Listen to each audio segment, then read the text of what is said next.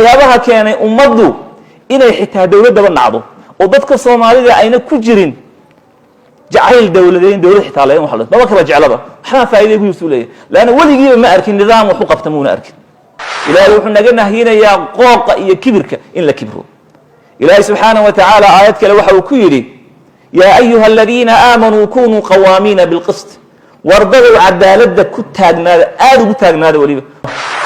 meel lagu gaaro waa Allah subhanahu wa ta'ala cabsidiisa cabsidu waa dareen qofka gala dareenkaas oo u diida dareensiya inuu ilaahay subhanahu wa ta'ala hadiya jeer uu ilaalinayo uu la socdo meel kastuu joogo iyo xilli kastuu ku sugan yahay ilaahay subhanahu wa ta'ala aan ka cabsano wa'lamu annakum mulaquuh ogaada ilaahina la kulmi doono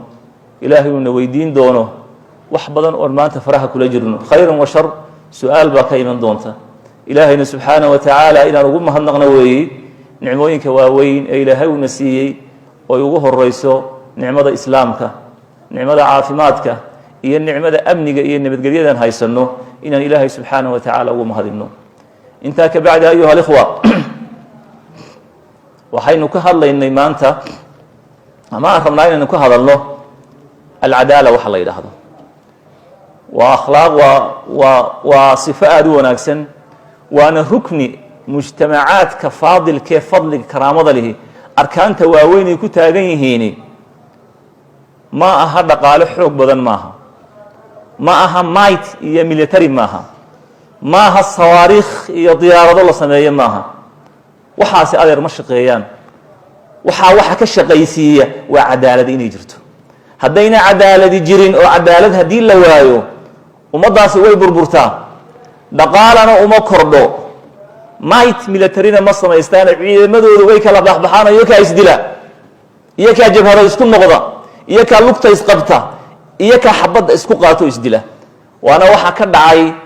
wadamo fara badan oo caalam thalith waxa la yiraahdo inakuna misaal baan u nahay haday nahay ummadda Soomaaliyeed haboon iskuulada lagu dhigo ummaddu markii cadaalad weydo ee jawrku u bilaabno waxa ka ratibma mumazzaqa qaybsan tafarruqa oo inba intii isqaybisay hadana ay sii haysato way kala bixi laadahay ummadaha faadilkii waxay ku taagan yihiin waa cadaalad weey waa madlab insaaniya oo qof muslima iyo qof aan muslim ahaynba uu rabo inuu cadaalad helo dawladaha maanta gaaladeen aragnay bal Chinese kan fiiriyo billion kor u dhaafay hindidan warda shariica lagu xukumo waxa isku xajiya waxa yiraahdeen da glue xanjada isku xajisa umada isku dhadhajisa isa isku xajisa waa cadaalad weey cadaalad hadii la waayo waxanjada umada isku xajisa umadu way kala daadataa saas u kala tagtaa waa madlab ilaahiya waa madlab kala rabo waa madlab sharci ah rujaa rabo dadku shariicaduna amartay tabiicada insaankuna ay ku amrayso waxa ummadaha isku xajinaya gaaladiina adeer waa cadaalad weey system iyo nidaam bay samaysteen at least ay qorteen ay ku heshiiyeen wariyaan la isdulmin qofku markuu dulmi sameeyana kullu cudba la wada taagan yarfa'una aswatahum 'ala adh-dhalim anta dhalim ma musara miladin aniga maxaa iga galay ananiya selfishness aniga maalintaada way iman doontaa hadda dulmi ka mustid adigana maalintaada way iman doontaa haddaad cadaalad rabtid cadaaladda ku dhaq naftaada ka bilow ehelkaaga ka bilow u hiili cadaaladda haddaad jeceshahay haddaad jeclayma markii cadaalad timaado qof cadaalada u taagan noqo waxa la inooshu ma toosto iyada aawadeed ummaduhu waxay isku taagaani waa iyada weey ummadaha waxa nabadgeliyo iyo horumar u keenaa waa iyada weey iyada ilaahay subhanahu wa ta'ala uu amray Allah subhanahu wa ta'ala waxa uu yiri inna Allaha ya'muru bil 'adli wal ihsani wa ita'i dhil qurba wa yanha 'anil fahsha'i wal munkar ilaahay wuxuu in amraya cadaalad buu ilaahay amraya ilaahay wuxuu in amraya cadaalad xilli kasta oo joogtiin iyo meel kasta oo joogtiin ihsaan buu ilaahay in amraya ihsaan in la yimaado korku waa banaanyo walaalayaal korku masaajidku waa korku waa iska banaanyo ihsaan baa loo baahan yahay ixsaanka waxaa la yidhaahdaa ummadda inaad u naxariisatid, waxaad qabanaysid si wanaagsan inaad u qabatid, ilaahay si wanaagsan inaad u cibaadaysatid, naxariisi qalbigaaga inay gasho, shay kasta si qurux badan inaad u qabatid. xataa islaamku wuxuuna amray markaanu wax gowracayno kataba alixsaana calaa kulli shay, in si sharaf loo gowraco, xayaanka loo gowraco. bal halka ixsaan laga raadinayo fiiri, famaa baaluka arrimaha caadigaynu qabanaya nolosheenna ka mid ah. ilaahay wuxuuna amrayaa cadaalad iyo ixsaan, waitaa'i di lqurba,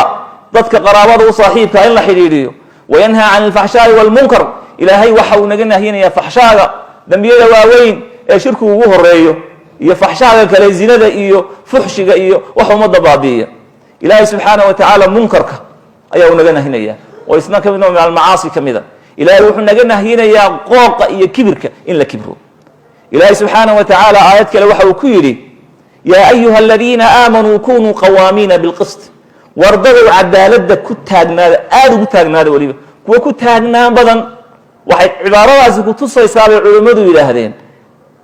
baahida aynu u qabno, cadaalad aynu u qabno. ilaahay ku taagnaada kale haatamuuna odhani, qawaamiina bilqisti baa ilah yidhi, kuwa ku taagnaan badan oo had iyo jeer ku taagan, shuhadaaa lilah, oo ilaahay subxaanahu wa tacaala u markhaati furaayo dartii, wax kale aanu markhaati furaynin. walow calaa anfusikum, xataa naftaada hadday timaado inaad naftaadu ay qaldan tahay, ku markhaati fur iyada, naftaada ku markhaati fur, cadaaladda ka raac.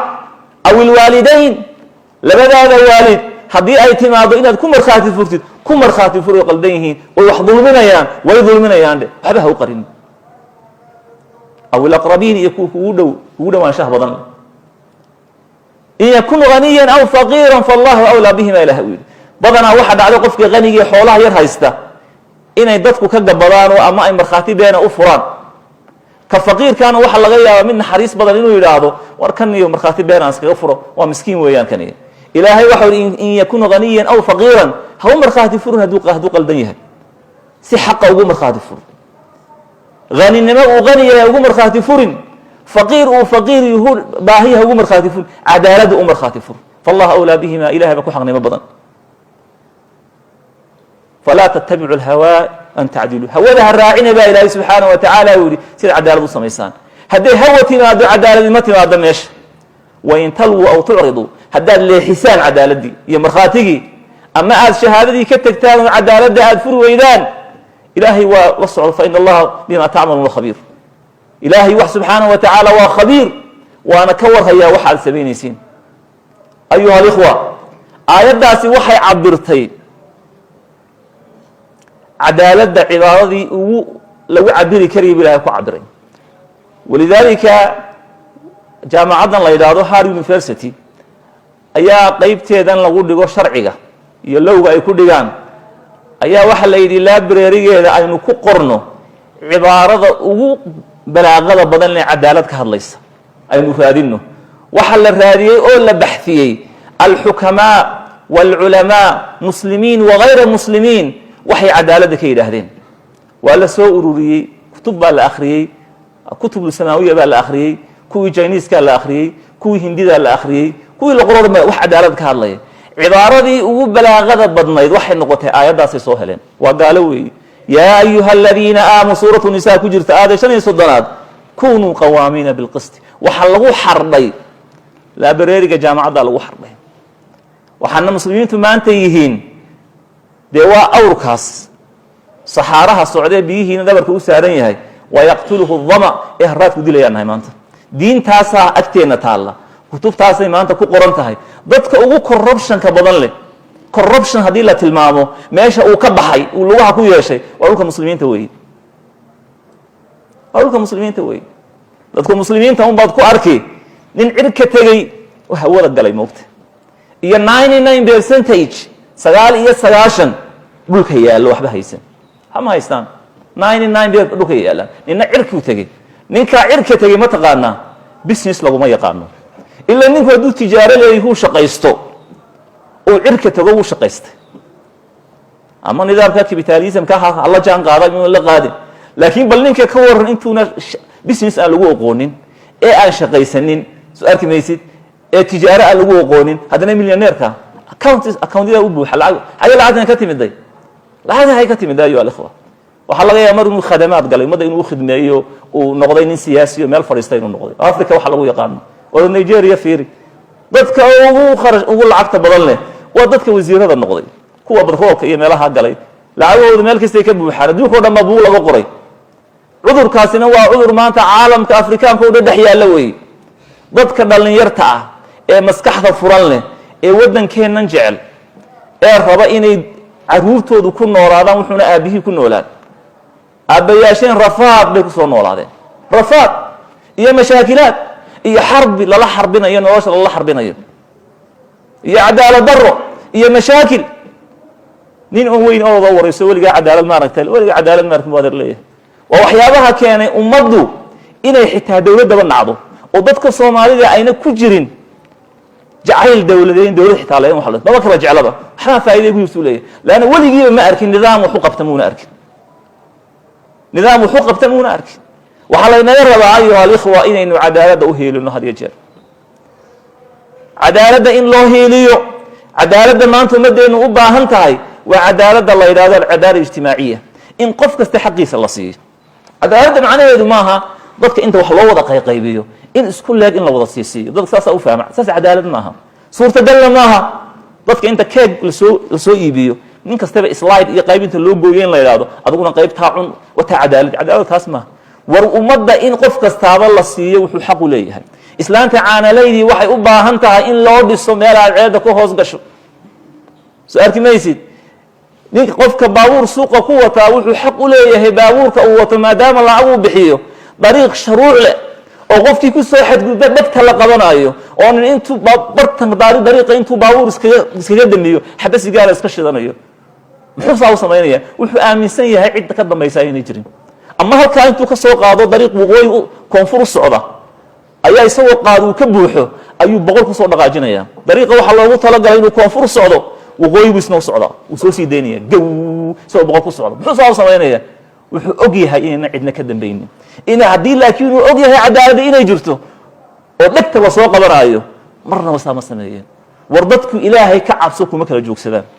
in yarba ku kala joogsata ummaddu waxay ku kala joogsataa in cadaalad la fuliyo oo wixii la qortay qofkii ku xadgudba dhegta in la qabto dabadeedna in la sameeyo waxa loo samaystay maxaakimta iyo shurdada iyo booliiska qofkii ku xadgudba in la qabto laakiin kii sameeyay hadduu ku xadgudbo de shaqayn mayso adigii sameeyay haddaad ku xadgudubtid dee cadaalad shaqayn mayso cadaaladda marka ayuu maanta aan u baahannahay waa middaa dadka aan kala saaraynin mid xoog badan iyo mid daciifa mid qaniya xoolo haysta mid aan xoolo haysanin waa midii rasuulku sala allahu calayh wasalam uu oogay gabadhii wax xadday gabadh baa xadday reer quraysheed oo reer maqzuumiya waa xadday markaasaa waxa la gabadhani dee waa naag sharaf leh xadkii baa lagu oogaya gacantii baa laga goynayay yaa rasuulka la hadlaaya waxa loo raadiyay ninka wasteeya soo maanta lama nin connection loo raadi oo hebel igala hadla ya waxa la yiri Usama bin Zayd rasuulku jacalaha loo geeyo Usama isku sii daayay rasuulkii ila min tabiicat al-bashar weeyaan rasuul Allah uu yiri gabadhan